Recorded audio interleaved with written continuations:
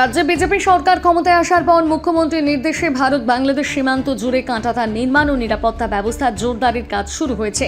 সেই কর্মসূচির অংশ হিসেবে মালদা জেলার বিভিন্ন সীমান্তবর্তী এলাকায় দ্রুত গতিতে চলছে জমি অধিগ্রহণের প্রক্রিয়া।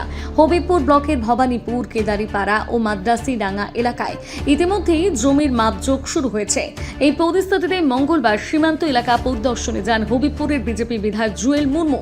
তার সঙ্গে ছিলেন ADMLR দেবাহুতি ইন্দ্র সহ জেলা প্রশাসনের একাধিক আধিকারিকরা।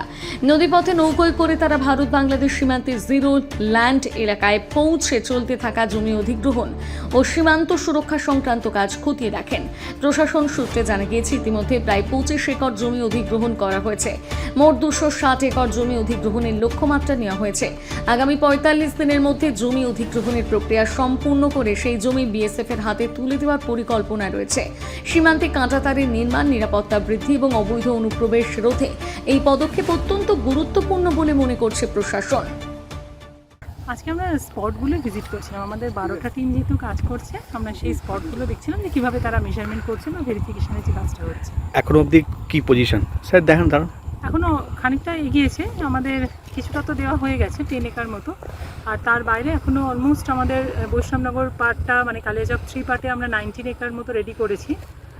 19 একর না, 19 কিলোমিটার হয়ে যাবে 19, আর এখানে কিছুটা রেডি হচ্ছে। 15 একর মতো তো হয়েই যাবে আশা করছি।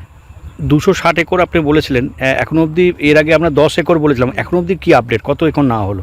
এখনো পর্যন্ত আমাদের যা মানে ফিজিক্যাল ভেরিফিকেশন চলছে তাতে এখন আমরা আগামী কয়েকদিনের মধ্যে অ্যাটলিস্ট 25 একর মতো করতে পারবো রেজিস্ট্রেশন। শুধু এই হবিপুরেই?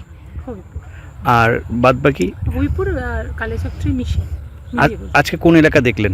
হবিপুর হবিপুরের মধ্যে মালদা জেলার মধ্যে যেখানে যেখানে তার ঘেরা নেই, আমাদের মানবিক সরকার তার চিন্তা ভাবনা করে আমরা বারবার আন্দোলন করেছি। আন্দোলনে আমরা অনেক মার খেয়েছি, বিধানসভায় আন্দোলন করেছি। শুধু আমাদের বর্ডার এলাকার মানুষকে বাঁচানোর জন্য, রোহিঙ্গা যেন না আসতে পারে, এই পশ্চিমবঙ্গকে বাঁচাতে হবে, বাংলার হিন্দুদেরকে বাঁচাতে হবে। এই যে বাঁচানোর জন্য যে আমরা চিৎকার করতাম, এখানে তিনি TMC সরকার ছিলেন, এখানে তিনি কিন্তু জমি অধিগ্রহণ করলেন না বলে কেন্দ্র সরকার আজকে BSFদের বড় বড় আজকে ঘর বা এইখানে ফিনিশিংয়ের কাজ হয়নি। আজকে আমাদের কেন্দ্র সরকার যে তারা যথেষ্ট সহযোগিতা করছে। মালদা থেকে পরিতোষ সরকারের প্রতিবেদন, নিউজ টুডে।